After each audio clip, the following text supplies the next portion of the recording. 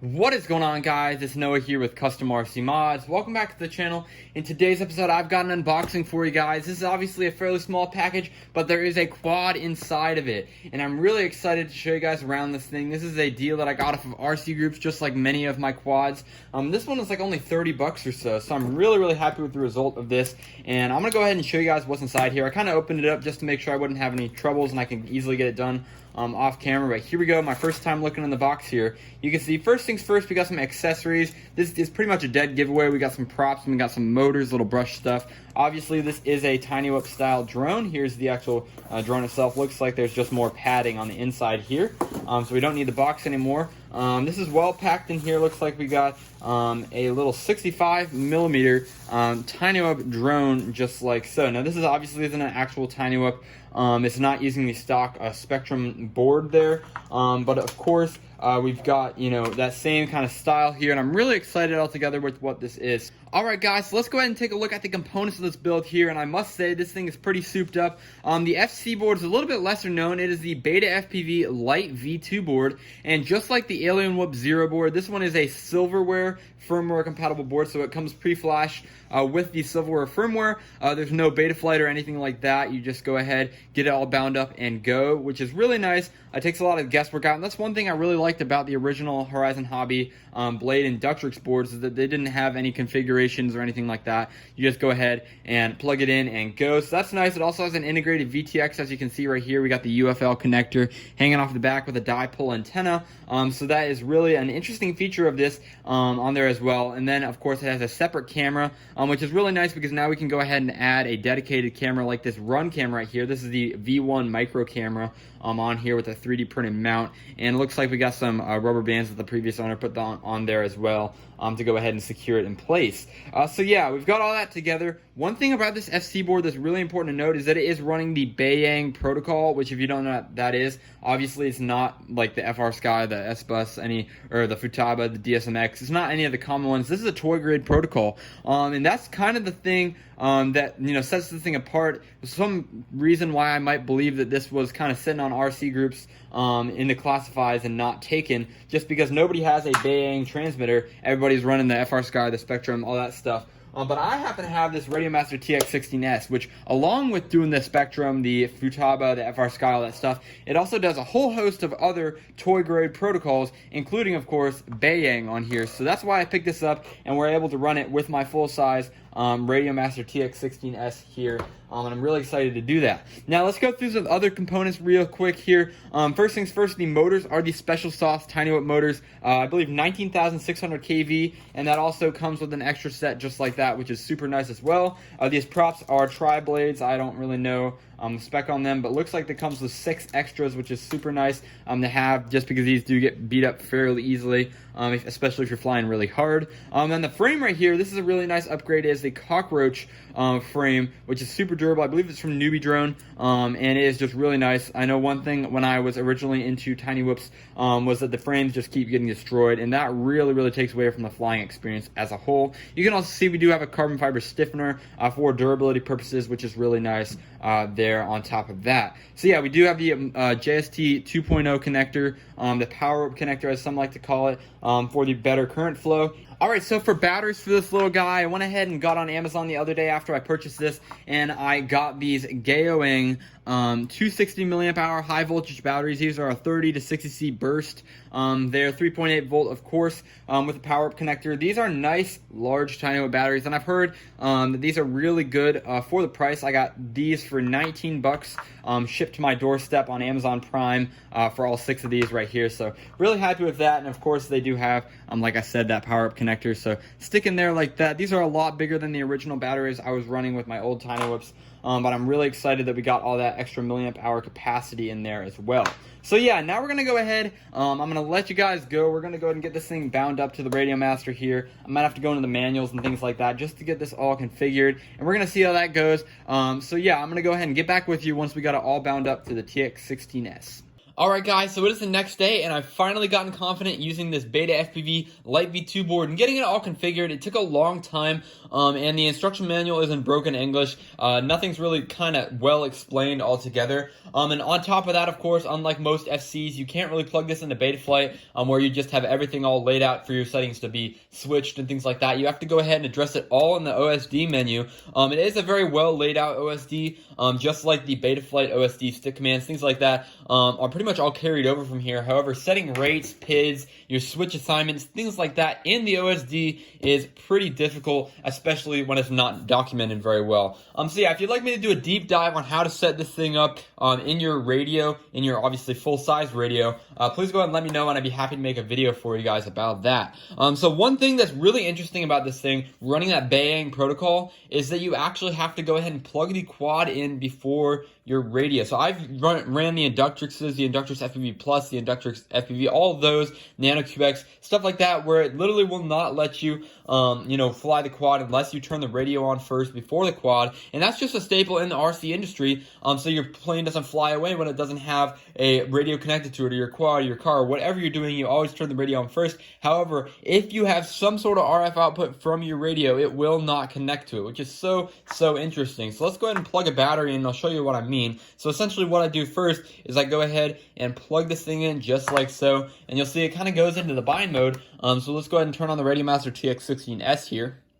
Welcome to OpenTX. And then as you can see, we're in here and these lights will turn off. They'll kind of flash and turn off there. Now you can see we can go in arm and take off and we are good to go in that sense. And then we've got all of the other switches I've set up to go ahead and fly this quad. However, when it comes to changing a battery here, one thing you'll know is, like, I take the battery out, I put a new one in just like that. It's going to go back into that binding mode here in a second, which is really interesting. You can see I have no control over the quad at all, and that little blue light is blinking saying it doesn't have receiver input, and it's about to go in bind mode here in a second. So yeah, as you can see there, it's a little bit backwards from the way I do it, and that also means, like I said, when you switch batteries, you have to turn your radio off or turn it to a different model or something like that, which is kind of annoying, but in the long run, it's not too big of a deal, especially considering, just all the other perks of this board. The VTX in here does not only do 25 milliwatts, it actually goes all the way up to 200, which is a huge bonus in my opinion. However, if you guys are just racing around in one room, I would definitely keep it on 25 because the power consumption is going to be significant.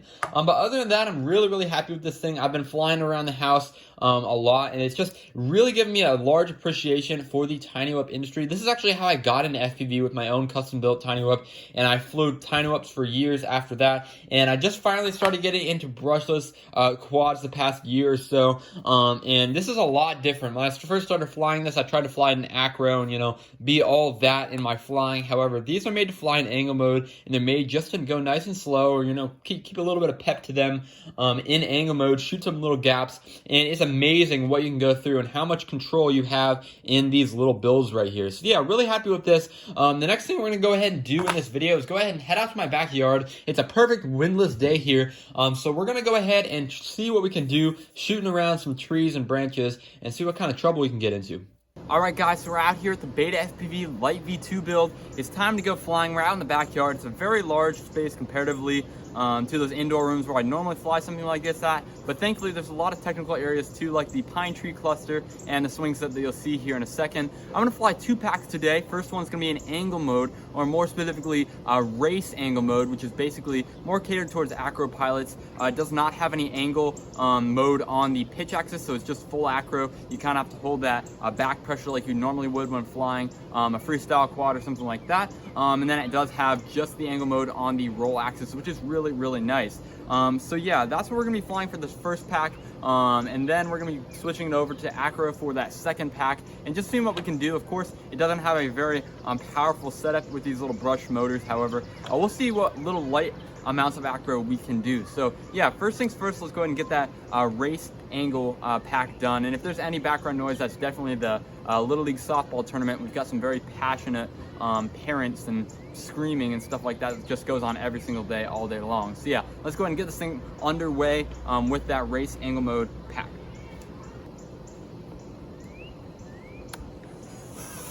All right, so taking off here, the first thing that I can immediately notice just is how light and floaty this thing is. Of course, being such a lightweight build, you really can't fly in any wind, and there's just the slightest of a breeze here today. So it's still very flyable. As you can see, I'm maneuvering around just fine, but I can definitely feel it, even though it's not, probably barely even getting picked up in this audio here.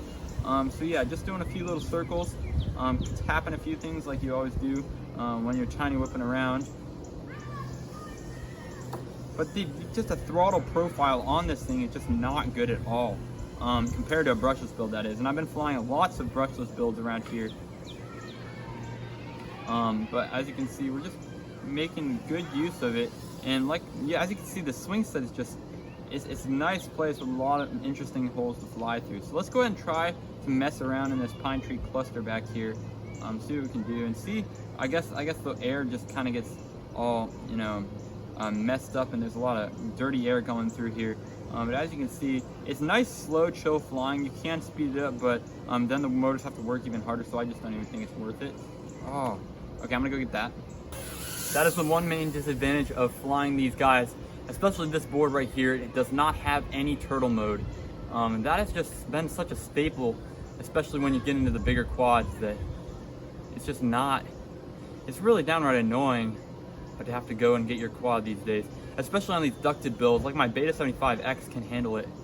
I'm pretty much in any situation. Whoa, almost lost in the pine trees there. But anyway, yeah, let's just keep mobbing around back here. Signal's kind of bad. It's all right. See what kind of trouble we can get into. I see that hole. Do you see that hole? There we are. So yeah, the nice thing is that this does have that OSD, and you can probably see that it is a very, very faint OSD color. I have it set up very basic, just with your voltage and your time, so that obviously you don't make any grave mistakes. But we're already at 3.2 volts per cell, and thankfully on the tiny watt batteries it really doesn't matter. You can kind of discharge them all the way, and you don't have to really worry about battery health. But yeah, it's really fun to kind of fly through these pine trees in the smallest of gaps. Looks like we got to go down. Losing some voltage for sure. Yeah, I'm gonna come back and land now that we're definitely at the voltage sag part of this battery here. But seriously, but yeah, very fun drone to fly in angle mode. Let's go ahead and pick it up in the acro mode and see what we can do. Alright, so here we are in acro mode. Let's go ahead and just see what this thing can do. I'm gonna get some altitude before, you know, trying anything crazy. But you can see, I mean, it does roll. You're not gonna be doing anything crazy. I'm scared to try like a split S. Yeah.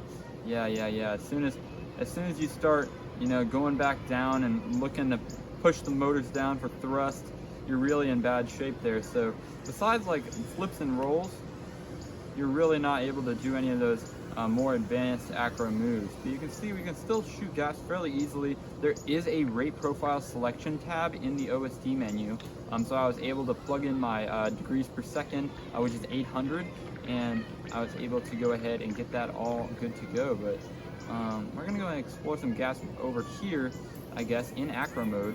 This is kind of a pretty sketchy spot. It's obviously a lot harder to keep things steady in acro mode, and that's one of the things around the tiny whip culture, is that you got to fly in angle mode. Otherwise, you're not going to have as good of an experience getting those gaps. But let's just try to do a split S in the air. You can see as soon as you dump it over for a second, it's just anything. Obviously, you're really not doing any power loops or anything like that. Let's see what we can do, like a dive or something. I don't really know. Yeah, you can see I'm just pinning at full throttle. I go into that dive position for just a second or two.